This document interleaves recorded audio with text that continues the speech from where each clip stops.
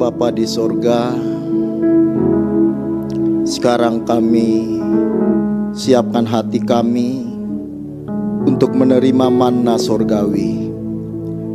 Bapa, puaskan kami dengan makanan sorgawi yang Engkau berikan kepada kami pada saat ini. Biarlah oleh pengurapan Roh Kudus atas kami, atas hamba-Mu, kami semua dapat menangkap, mengerti, memahami kebenaran-Mu, terlebih untuk mengenakannya dalam kehidupan kami. Biarlah hadirat-Mu mencengkram semua kami, sehingga kami hanya fokus pada apa yang Engkau akan sampaikan kepada kami melalui hamba-Mu. Karenanya taruh perkataan-Mu di lidah mulut hamba-Mu ini untuk disampaikan kepada setiap kami. Terima kasih ya Bapa. Demi dan dalam nama Tuhan Yesus Kristus kami bersyukur, kami berdoa. Haleluya. Amin, amin. Silakan duduk Bapak Ibu.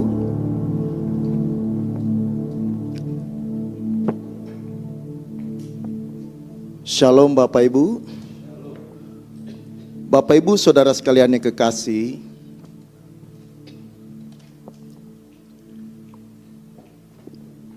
kita yang hidup di bawah kolong langit ini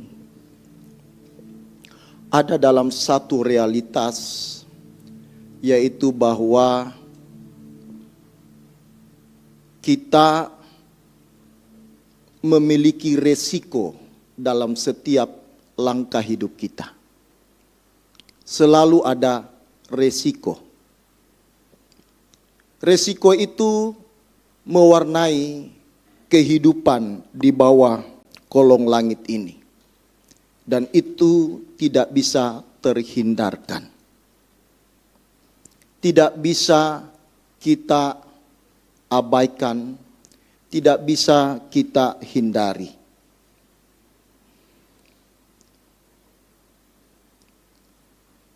Bahkan kalau boleh saya katakan, Tuhan pun punya risiko. Tuhan pun punya risiko.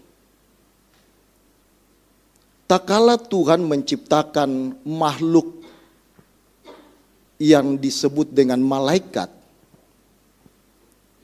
Dia memberi kehendak bebas kepada makhluk itu. Dan itu resiko buat Tuhan. Resiko buat Tuhan. Dan memang kita melihat akhirnya makhluk yang diciptakan itu salah satunya memberontak.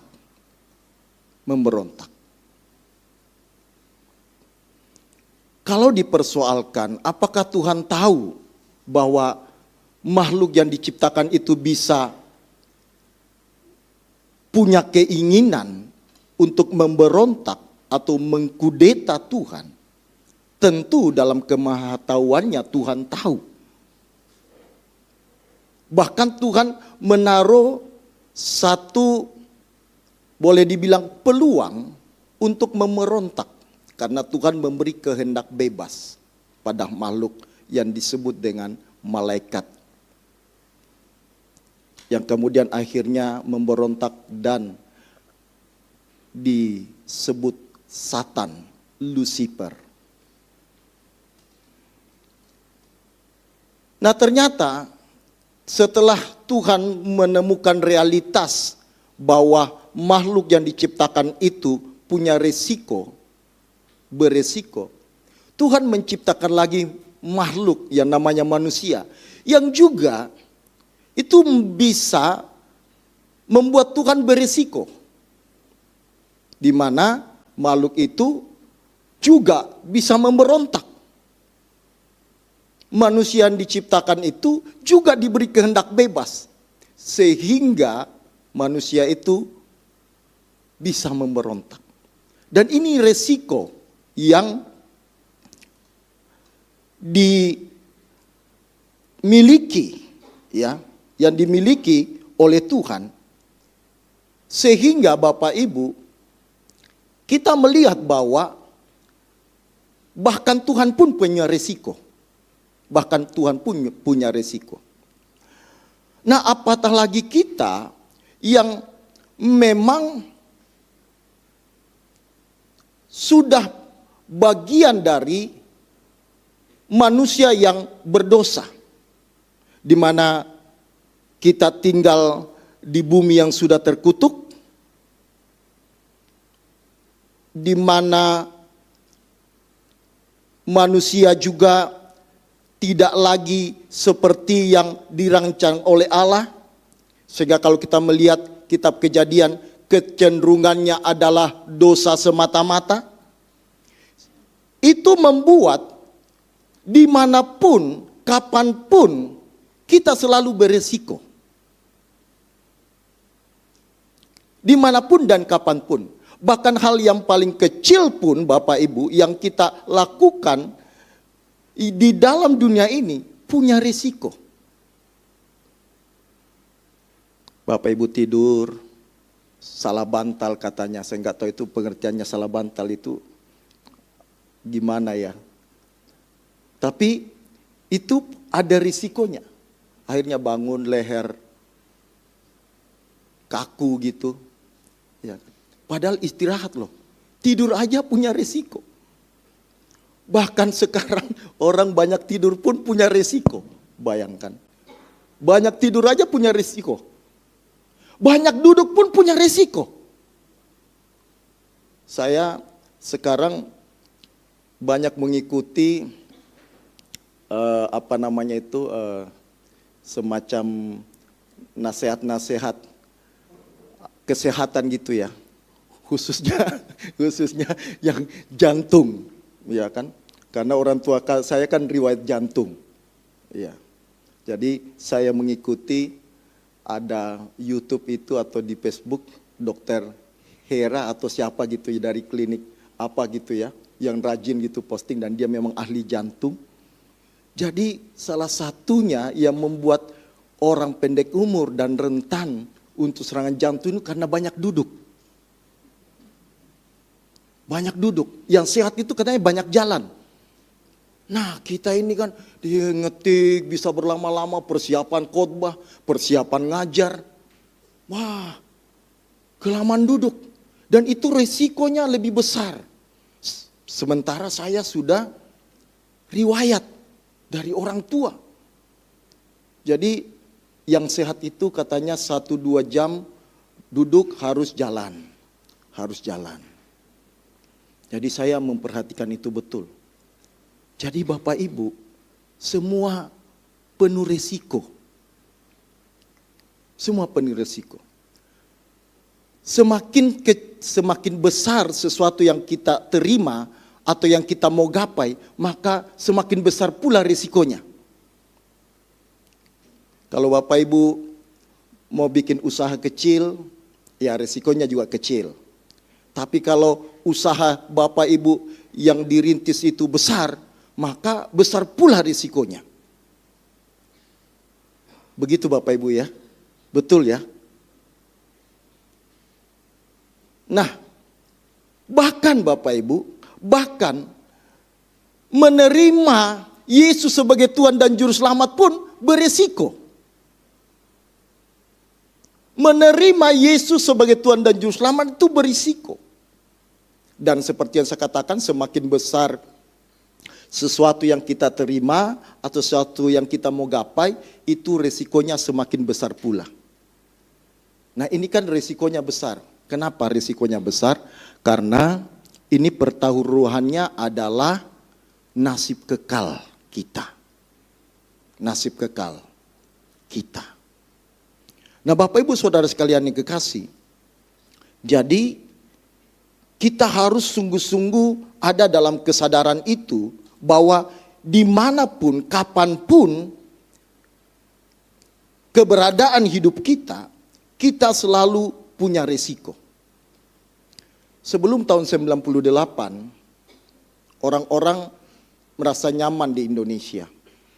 Tetapi setelah kerusuhan 98, orang pada kabur ke Eropa lah, ke Amerika, karena dianggap tempat yang nyaman, tempat yang tenang.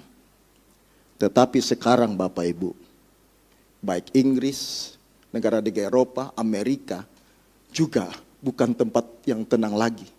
Kita lihat sekarang penembakan lah, badai lah, dan seterusnya.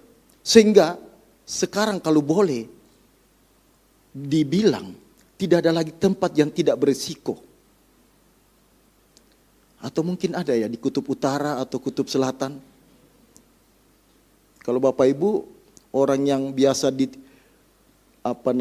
iklim tropis mungkin juga bermasalah. Juga tetap bermasalah. Nah, Bapak Ibu Saudara sekalian yang kekasih. Jadi sekarang kita harus dalam kesadaran itu bahwa apapun pilihan kita itu selalu ada risikonya. Termasuk di dalamnya memilih juru selamat, menjadikan Yesus sebagai Tuhan dan Juru Selamat, itu beresiko. Kalau Bapak Ibu membaca Lukas pasal 30, 31, terutama ayat 34, itu cerita tentang kelahiran Tuhan Yesus. Dalam hal ini Bapak Ibu Saudara sekalian yang kekasih, Maria menjadi subjeknya.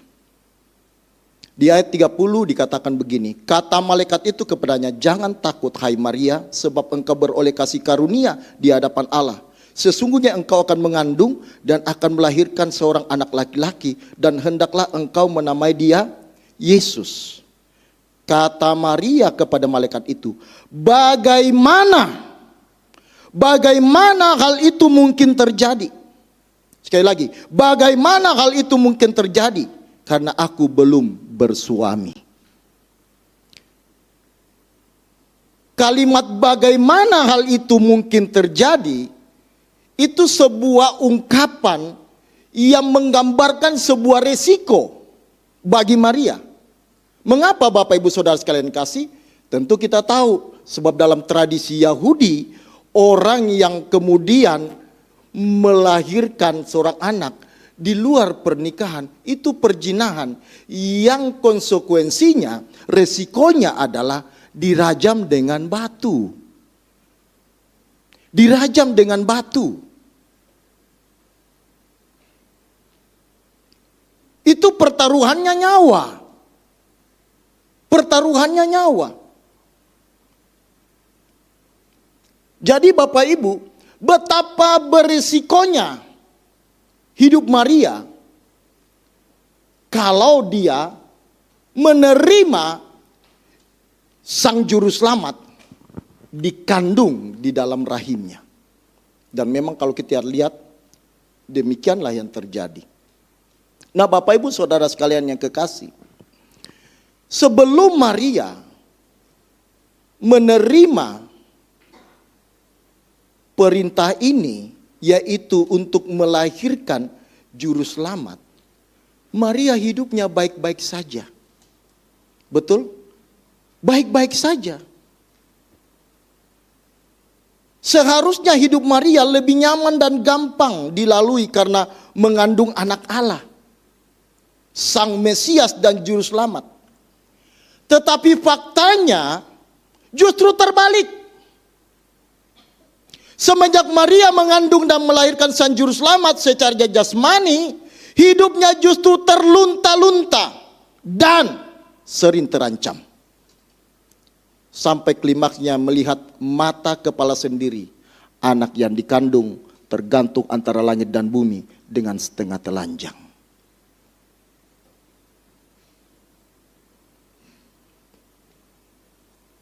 Setelah, maksud saya, pada saat waktunya untuk mengandung, seharusnya kan semua sudah tersedia. Mengapa? Anak Allah yang mau lahir. Iya kan? Anak Allah yang mau lahir. Seharusnya Bapa di sorga bisa menyiapkan seluruh fasilitas yang diperlukan untuk kelahiran sang putra ini. Ini bukan khotbah Natal ya. Kebetulan karena menyinggung dari ayat ini. Tapi gak apa-apa karena sudah masuk Natal ya. Kemarin saya udah dapat undangan Natal. Di tempat saya di Kalimantan Tengah, di Palangkaraya, saya sudah diundang Natal Pak Riko. Dan kalau gak salah hari ini atau besok juga sudah ada Natal juga. Waduh, ini bingung orang, jangan-jangan nanti Juni juga udah Natal. Iya, saya udah dapat undangan Natal. Wah, Ini baru tanggal kemarin berapa? Tanggal 13 atau berapa? 14. Wah, ini nggak salah orang ini. Kok udah Natal? Waduh.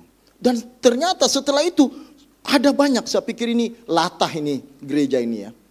Mungkin apakah gitu ya, kesambet apa gitu, kemudian langsung cepat Natal gitu. Tapi setelah itu ada berapa lagi yang mengikuti. Waduh, jadi saya tidak salah khotbah ini. Ya, karena memang sudah masuk. Dan saya lihat di Mangga 2 kemarin sudah ada banyak pohon Natal. Jadi cocok lah. Ya.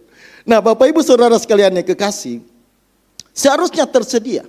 Tetapi kan tidak. Akhirnya lahir di palungan.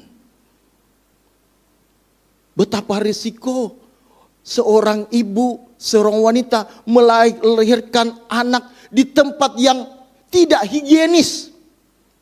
Betul ya?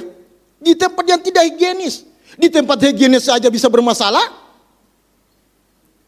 Di rumah sakit yang bagus saja dengan segala fasilitasnya masih bisa bermasalah atau ada kemungkinan bermasalah. Apalagi di tempat yang seperti itu.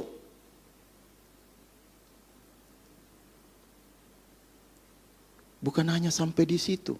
Lahir anaknya mau dibunuh. Dia melahirkan anak. Tidak selesai hanya lahir di tempat yang tidak higienis. Bukan tempat yang nyaman. Mau dibunuh. Akhirnya dia harus lari. Untung Maria nggak disesar. Kalau sesar kan masih agak berat kan kalau orang disesar itu. Istri saya kan dulu melahirkan anak disesar. Sudah 4-5 tahun kadang masih ada nyit gitu. Kalau dia salah gerak atau angkat yang agak berat gitu masih bisa kadang ketarik. Kadang aduh, kenapa? Ini apa yang bekas operasi katanya. Masih nyeri. Bisa begitu. Iya kan? Nah, untung Maria nggak dioperasi. Jadi udah kuat kan? Kuat udah perjalanan ke Mesir. Perjalanan ke Mesir. Wah berat. Wah berat resikonya. Sampai di Mesir, pulang. Wah nggak diterima. Nggak diterima di kampungnya. Kalau Bapak Ibu membaca Markus, waktu Tuhan Yesus anaknya lagi mengajar orang, datang keluarganya lain. Jangan dia, gila. Orang gila. Coba. Orang gila katanya. Waduh. Dan seperti yang saya katakan, klimaksnya dia harus menyaksikan dengan mata kepala sendiri. Anaknya disalib. Anaknya disalib. Jadi Bapak Ibu Saudara sekalian yang kekasih, betapa tragisnya hidup Maria, kalau boleh dikata ya, tragis hidup Maria setelah menerima Sang Juru Selamat. Seharusnya hidupnya nyaman. Hidupnya nyaman. Tapi ternyata tidak. Nah Bapak Ibu Saudara sekalian yang kekasih, jadi pilihan Allah atas Maria tidak salah. Tidak salah. Karena Maria adalah pribadi yang memang kuat, mampu untuk menerima risiko. Menerima risiko. Pilihan Allah atas Maria di ayat 30 dikatakan itu kasih karunia. Ini menunjukkan bahwa orang menerima kasih karunia tidak lepas dari resiko. Itu berarti keselamatan yang kita terima dari Tuhan tidak membuat hidup kita tidak beresiko. Nah banyak orang Kristen mau menerima dan memiliki keselamatan tanpa ada resiko sama sekali. Namun mirisnya, untuk melakukan hal-hal yang jasmania seperti berdagang, mengejar karir, bahkan untuk hobi, banyak orang Kristen rela mengambil resiko apapun. Iya kan? Untuk keselamatan tidak mau menerima resiko. Yang itu berhubungan dengan nasib kekalnya. Tapi untuk hal yang bersifat kesenangan sementara, rela mengambil resiko. Ya kan? Bapak Ibu lihat kan, ada orang yang pergi mancing tuh di laut yang ombaknya tinggi atau di tempat-tempat yang terjal. Belum lagi ada yang mancing di tempat yang banyak buaya. Rela loh, mau loh. Iya kan? Padahal itu sangat berisiko. Belum hobi-hobi lagi yang ekstrim, hobi-hobi yang ekstrim. Ya kan? Balapan lah, apalah gitu. Orang mau loh. Bahkan dia harus bayar. Tidak gratis, dia harus bayar. Dan tidak murah bayarnya, tidak murah, mahal bayarnya. Coba, dia yang harus bayar, dia juga yang berisiko hidupnya. Tapi orang mau loh. Orang mau loh. Dan jangan-jangan ada yang di sini begitu. Tapi untuk menerima Sang Juru Selamat, di mana setiap orang yang menerimanya itu memiliki resiko, orang tidak mau. Padahal itu mempertaruhkan nasib kekalnya.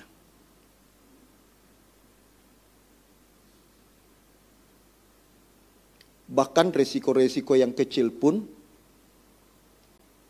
tidak mau diambil, tidak mau diterima. Ya. Hal-hal yang sepele saja, kesetiaan misalnya bersekutu, ya nggak usah yang macam-macam dulu ya, kok ke pedalaman mana gitu, nggak usah gitu dulu. Ya. Seperti yang Pak Riko dulu kalau ke Kalimantan ya, perjalanan dari kota Palangkaraya 4-5 jam, pulang itu nanti wah udah tengah malam, gelap-gelap, lewat di hutan sawit, belum lagi jalan yang berlumpur, bisa-bisa apa ya istilahnya amblas gitu, terus tunggu orang buat narik mobilnya. Wah itu nggak usah itu dulu loh, belum lagi gelap ya, gelap sekali kan Pak Riko. Pak Tim, saya pernah kerjain. Karena saya lihat itu jalan lurus, saya nyetir waktu itu, saya jalan lurus, saya matiin lampu. Saya matiin lampu mobil. Kalau saya kan sudah sering lewat situ, jadi saya hafal. Tapi Pak Tim di samping saya matiin, langsung sesak napas. Karena gelap gulita. Gelap gulita. Waduh, Pak Yosep, waduh. Setelah waduh baru saya nyala lampu. Belum, nggak usah sampai gitu ya. Apalagi almarhum Pak Sekota itu terakhir itu Pak, saya juga merasa berdosa. Almarhum Pak Sekota itu kan harusnya kan pihak perusahaan mengantar pulang, tapi memang mobilnya itu rusak di tengah jalan, pecah bannya dan tidak ada ban serep, sehingga Pak Sekota itu harus menunggu di jalan itu, di Trans Kalimantan itu, tengah malam. Kalau di sini masih banyak Bapak Ibu mobil lalu lalang tengah malam. Di sana Kalimantan, jangan harap. Ya, tapi ada waktu itu penjual ayam, jualan ayam yang mau ke kota Palangkaraya, itu yang beliau tahan dan tumpangi. Tapi kasihan, setengah mati. Dan setahu saya, seingat saya, setelah itulah kemudian beliau sakit-sakitan. Ya. Dan memang beliau bilang, waduh, sakit benar. Itu kan sakit, itu mobil box Bapak Ibu yang kalau yang bawa ayam itu kan, waduh, belum baunya. Iya kan, belum shock breakernya yang udah nggak jelas gitu, yang nggak ada lagi yang main-main gitu, pokoknya lurus saja, ada lubang prak. Wah itu kan sakit semua badan. Itu resiko pelayanan, ya. Tapi kan itu belum apa-apa, ya kan? Nah kadang kita hal-hal yang berisiko kecil saja kita sudah enggan, kita sudah menolak, tapi mau menerima keselamatan. Coba, iya kan? Kalau di jemaat saya bilang Kadang kan, kenapa nggak datang ibadah? Wah, hujan Pak. Oh iya, memang hujan. Memang hujan, betul, memang hujan. Wah, petir Pak, sambar menyambar. Wah, deras Pak. Iya ya. Waduh, berat ya? Iya Pak, berat. Oh iya, oke, pujinya. Nggak apa-apa lah, berat memang.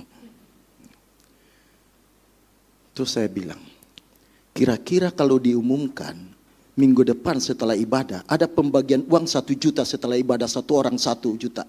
Datang nggak? Datang nggak? Oh datang dong Pak. Oh, iya. Tapi petir sambar menyambar, hujan, angin kencang. Nggak apa-apa Pak. Nggak apa-apa. Itu 1 juta. Kalau 10 juta, gimana? Wah, lebih cepat kami datang Pak. Kalau 100 juta, gimana? Kami nginap di gereja Pak. Coba.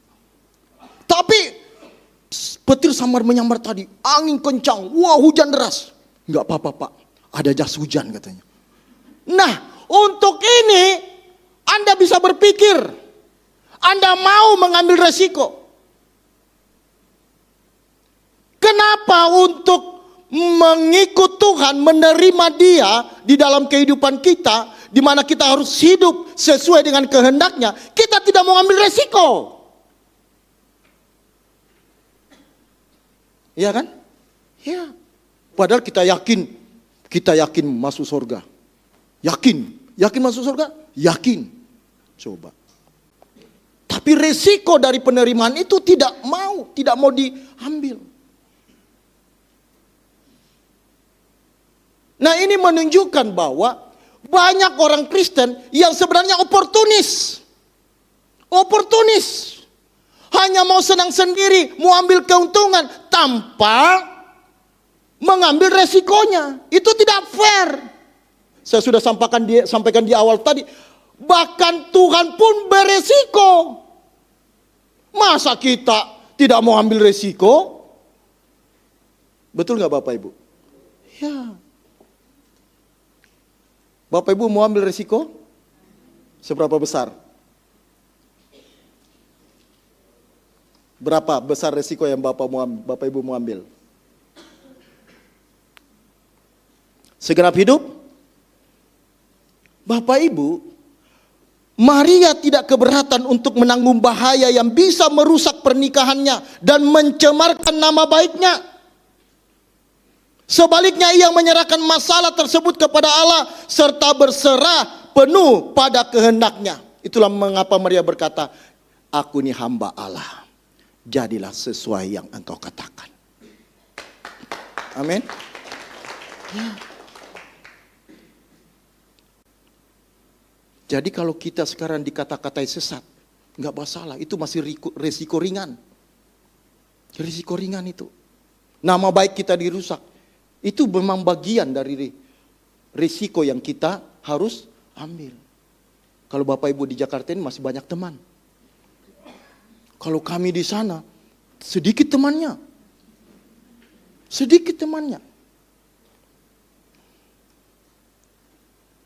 Sudah berapa lama saya tadi Pak ya?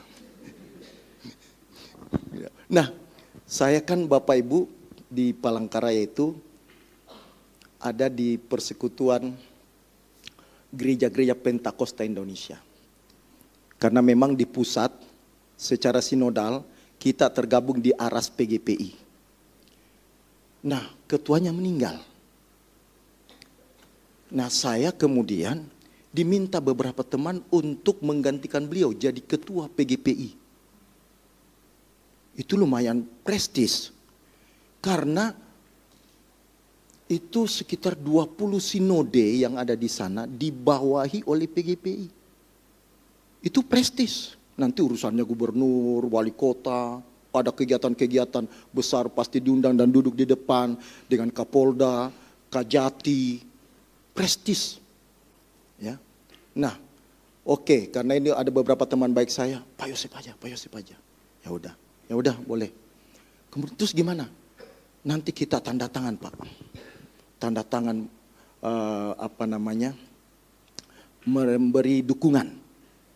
Dan ada 14 sinode lain di luar GSKI yang mendukung dari 22 sinode. Saya sudah serahkan ke Sekum. Nah, tapi sampai sekarang tidak disetujui atau belum disetujui. Karena beberapa kemudian, apalagi gereja-gereja yang sudah lebih dulu, gereja-gereja lama, membuat semacam petisi atau apa, sesat. Masa kita dipimpin oleh gereja yang sesat? Wah, itu kan jitu sekali. Itu jitu sekali kan? Wah, itulah yang dihembuskan. Gak mungkin. Bagaimana mungkin kita dipimpin katanya oleh gereja yang baru muncul? Sesat lagi. Wah, selesai itu. Kuat sekali itu. Ya kan? Tapi kan saya gak masalah. Orang saya bukan dari gak masalah buat saya. So gak gila hormat, gila jabatan. Ya.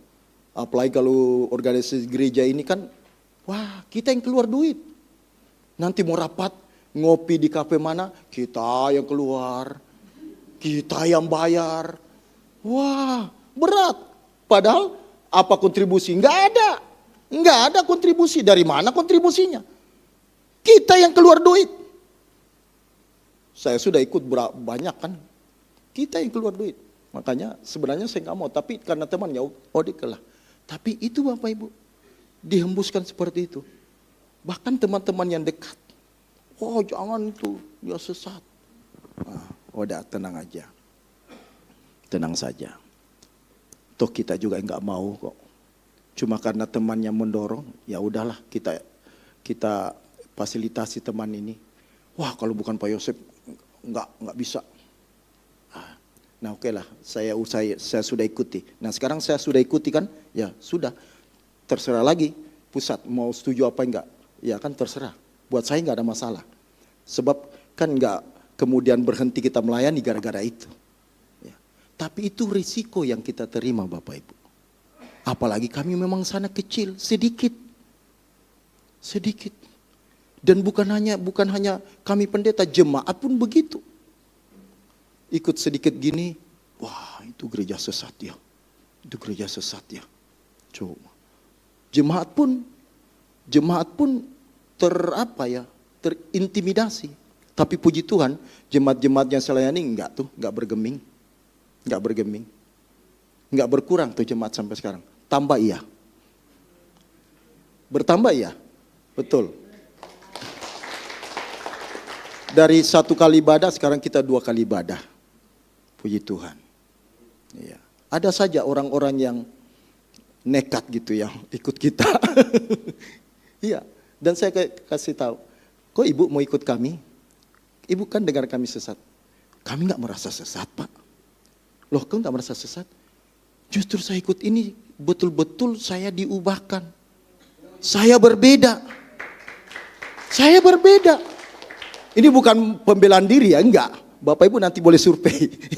Ini bukan pembelaan diri. Jadi Bapak Ibu saudara sekalian kasih, kita udah harus siap menanggung segala resiko atas pilihan kita. Amin Bapak Ibu? Ya, harus. Nah Bapak Ibu saudara sekalian dikasih, jadi kalau saudara ikut Tuhan Yesus tidak mau mengambil risiko, nggak bisa. Nah apa risiko kita ikut Tuhan Yesus? Wah risikonya mahal. Ya. Tuhan Yesus berkata, kalau mau ikut aku, jual segala milikmu, bagikan kepada orang miskin. Kalau engkau masih memiliki hidupmu, engkau tidak bisa ikut aku. Kalau engkau tidak melepaskan dirimu dari segala milikmu, engkau tidak bisa ikut aku. Mau ambil resiko itu? Nah, udah enggak. Belum ini. Tuhan Yesus berkata, orang yang mau memiliki nyawa harus rela kehilangan nyawa. Amin Bapak Ibu? Nah, rela? Nah tadi amin. Artinya rela segala kesenangan kita abaikan demi menerima Tuhan Yesus sebagai Tuhan dan Juru Selamat. Menjadi penguasa dalam kehidupan kita. Menjadi teladan hidup kita. menjadi gairah hidup kita. Bapak Ibu mau? Amin. Ya, kalau Bapak Ibu sudah ada di GSK ini harus mau. Kalau enggak buat apa? Kasihan Bapak Ibu. Di luar dibullying gitu tapi akhirnya juga enggak serius, buat apa? Ya kan? Buat apa? Karenanya kita harus ada di dalam posisi ini bahwa apapun resikonya, aku harus ikut Tuhan. Aku harus mengenakan hidupnya. Aku harus mengikuti kehendaknya. Mengikuti kehendak Tuhan itu tidak mudah. Resikonya tinggi. Resikonya besar. Resikonya besar.